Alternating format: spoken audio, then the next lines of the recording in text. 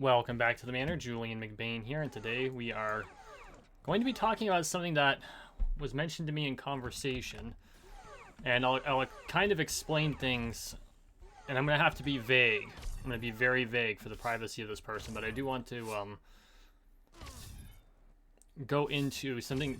She said something that really, she asked me a question that I had never really thought about, and so I wanted to talk about it here. But before we get into that, if you're new to the channel, welcome to the Manor. Please take a moment and subscribe down below.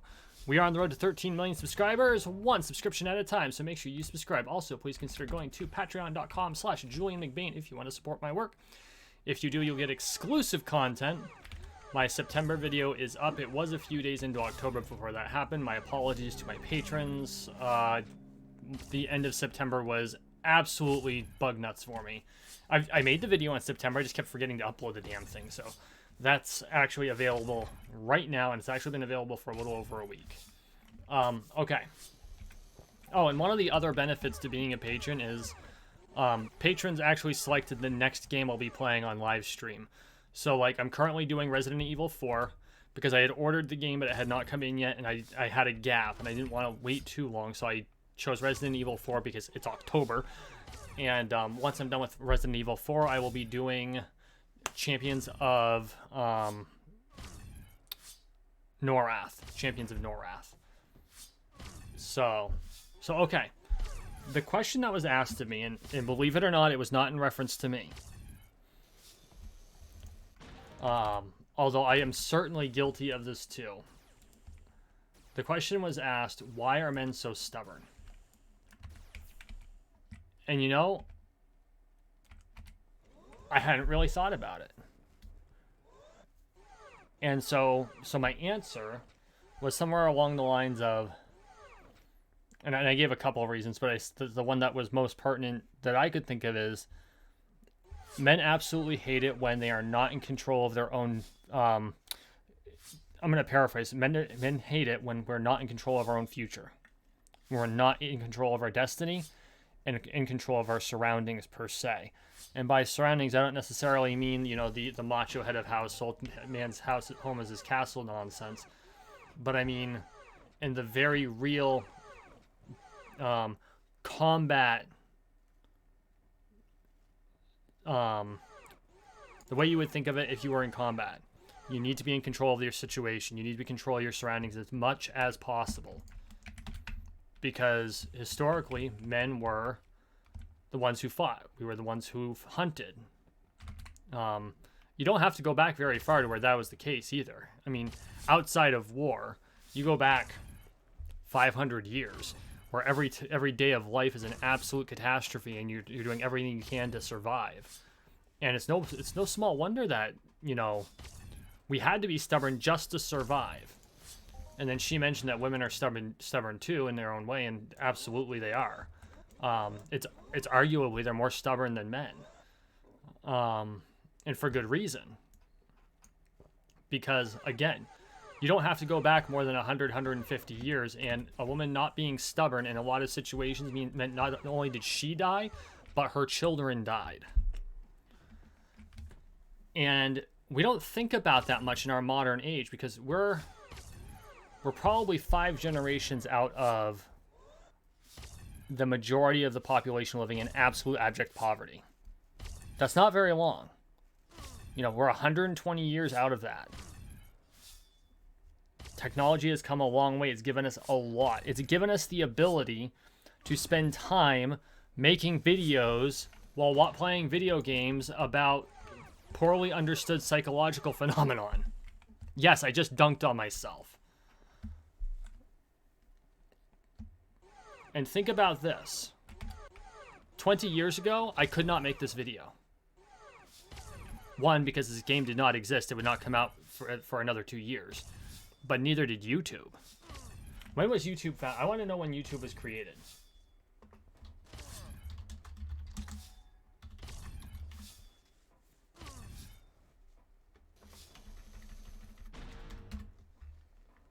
Um, 2005. So YouTube wasn't even a thing until 2005. You know? That was the year I started college, and I started college at 21. So life has changed dramatically over the last 3-ish decades, even the last 2. And I mean, just going back, like when I was born, we were still under the threat of the nuclear apocalypse. Like that was an actual threat. And actually it was one of the worst times for that threat because it was as the Soviet Union was collapsing in on itself. And so you had a whole bunch of corrupt people with control of extremely powerful weapons. And anyone could have just hit the button because in Russia they don't have not in the Soviet Union they didn't have all of the like double keys and give the command codes nonsense. Stalin literally called the captain of a nuclear submarine and said, if you think you need to launch it.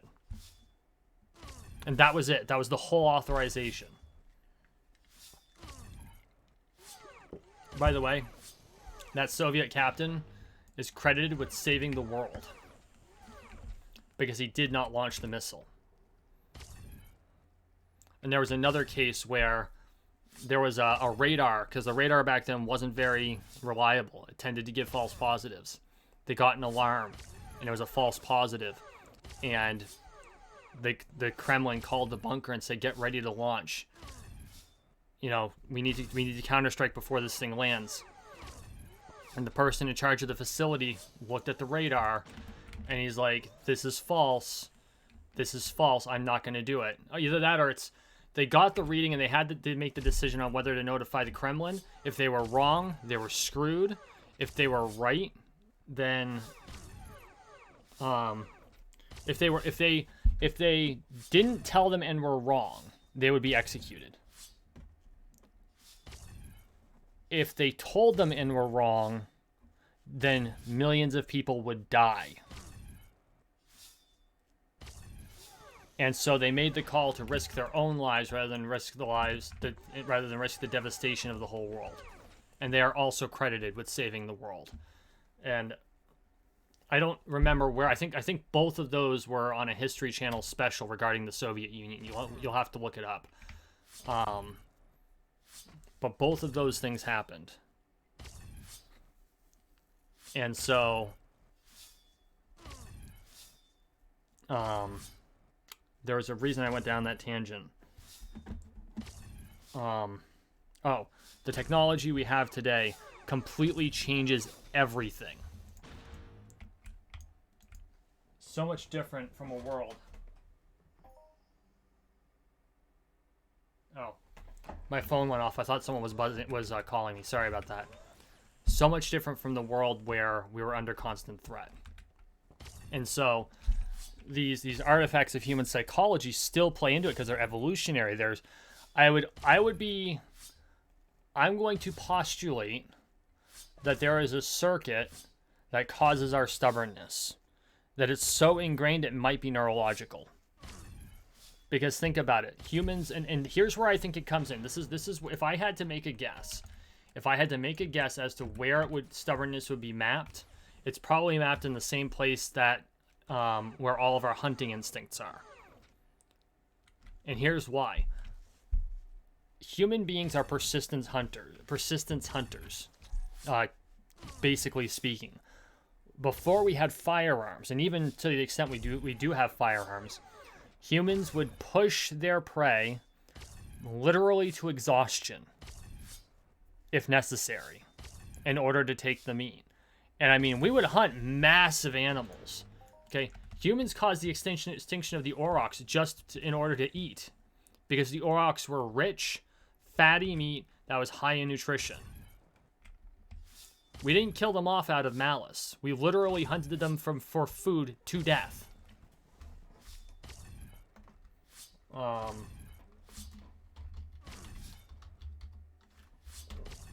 And for those of you who don't know, the aurochs was a gigantic bovine. And actually, I don't believe we literally hunted them into extinction. I think we actually bred them into extinction, much like we did with the Neanderthals. And there's actually a domestic breed of cattle that's also called aurochs.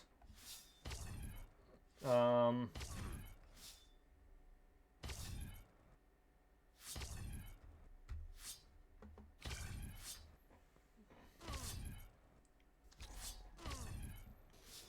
oh, maybe.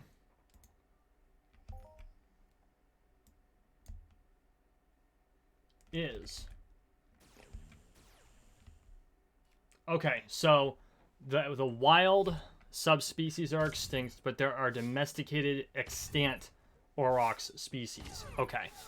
Sorry, I needed to double check that because I know that there's been a lot of research into cattle bloodlines regarding the aurochs and where it all came down, and it looks like there's still some extant species of aurochs, so that's awesome. But the wild species we basically hunted into extinction just because they were such good food and healthy. And we did the same thing with mammoths. The woolly mammoth was basically hunted to extinction by humans looking for food. And for a long time, we didn't know that, you know, if you plan ahead, today mammoth can become tomorrow mammoth too. But that's also what basically created trade between villages, because you'd have one mammoth feeds a lot of fucking people. They're huge. I mean, they're basically elephants, right? And so one mammoth could feed like 2 villages. And so instead of having warring villages, you'd have, you know, 2-3 villages go out, they'd all go hunting, and whoever got the mammoth got paid by the other villages and pots and other goods for a share of the mammoth. And that basically became the core of trade. That's a bit apocryphal, but it's the same idea. That's how trade originated, is that it was based around goods and food. That, you know, one village had A, the other village had B, and the hardest thing to get, often speaking, was meat. And a mammoth is an extremely dangerous animal to hunt with a spear, because it's, you know, 1,200 pounds on a when it's light. Actually, 1,200 pounds is probably way underestimating it. They're the size of elephants. They're fucking huge. And they've got big ass tusks with which to gore you. So hunting one is not safe, and it's not easy, and it's a persistence thing. You basically had to exhaust it, which they are not easy creatures to exhaust. And then you could kill it when it was tired. So we became persistence hunters, and you have to be a stubborn person to chase an animal for days. Think about how boring that has got to be, how tiring that is.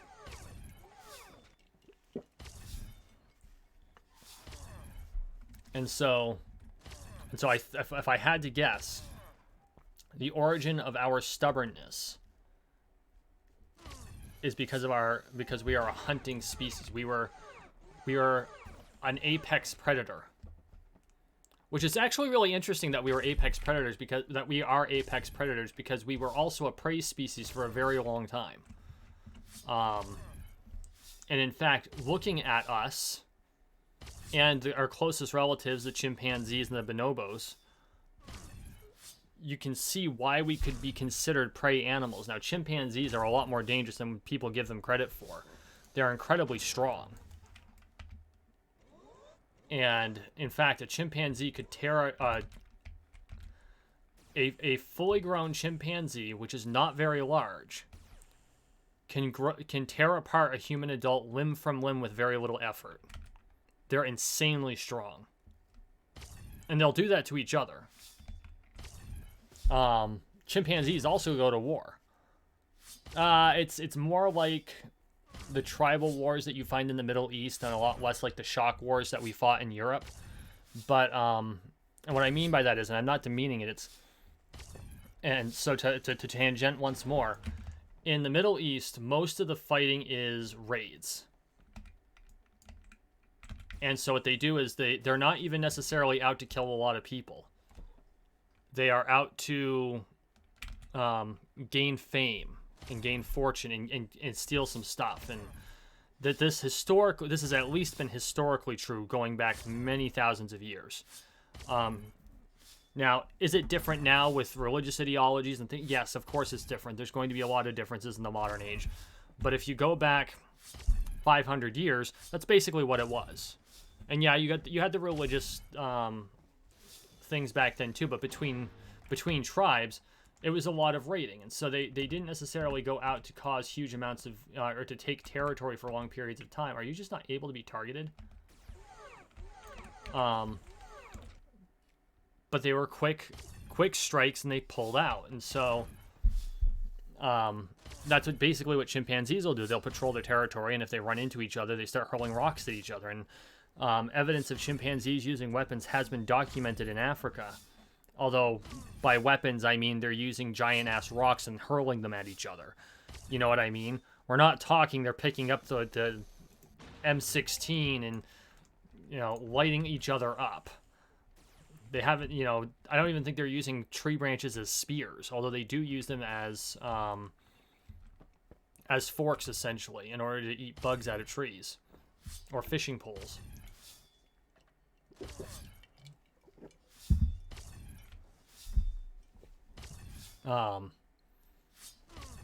But I think that's it. And I think that's also, human stubbornness is something that is incredible.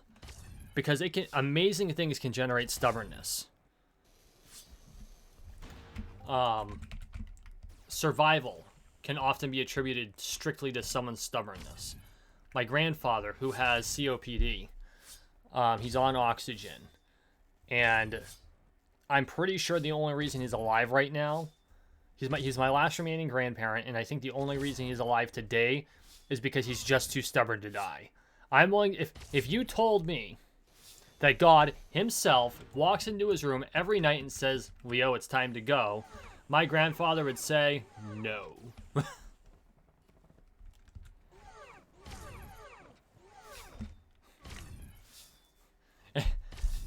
And my grandfather's a very faithful person.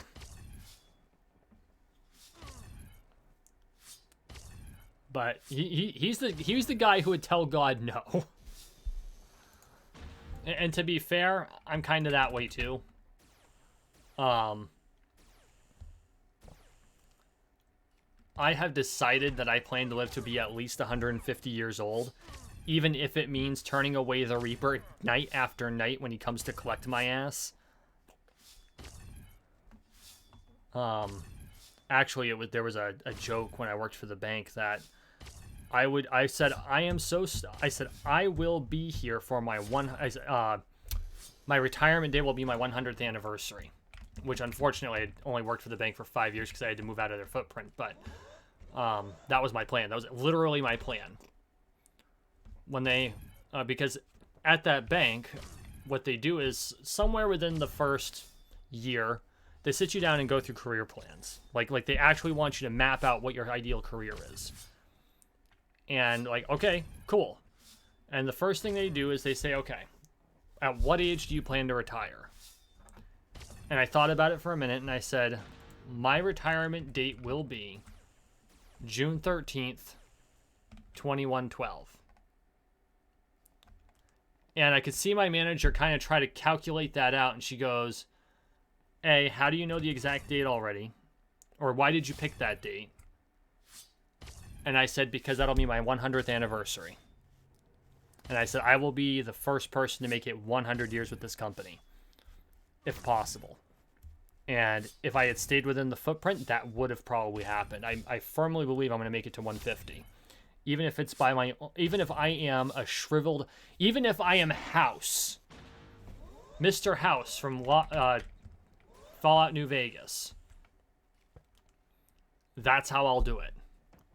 That's what stubbornness can do. My great grandfather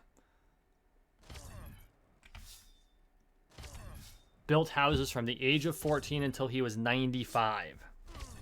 And we swear to God to this day, he would be alive if he had kept building houses. We think he just got bored and died. I think we all think he literally died of boredom. But he was a stubborn man. They kept trying to get him to retire from the age of 70. He's like, nope, got to build another house. And that's what stubbornness did. It preserved his life for probably an extra 30 years. I have no doubt that if he had retired at 65, he would have been dead before 70. That's why you also see people, they say that it's a will to live. No, it's fucking stubbornness. They go into surgery, and there's a 99% chance they're not going to make it out. and they come out alive, that's stubbornness. But stubbornness can be frustrating. Especially when people are refusing to do the things they need to do and to make their own lives better. And there isn't a really good remedy for that. Because how did I say this? It was the easiest way to get a man to do something is to make it a challenge, to imply, in other words, to imply that he can't do it, or to tell him not to do it.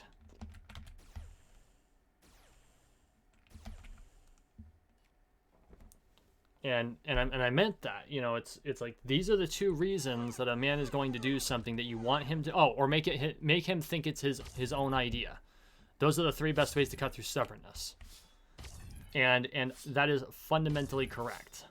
I believe that is fundamentally true. And hell, I've watched my mom do it to my dad most of my life. But there's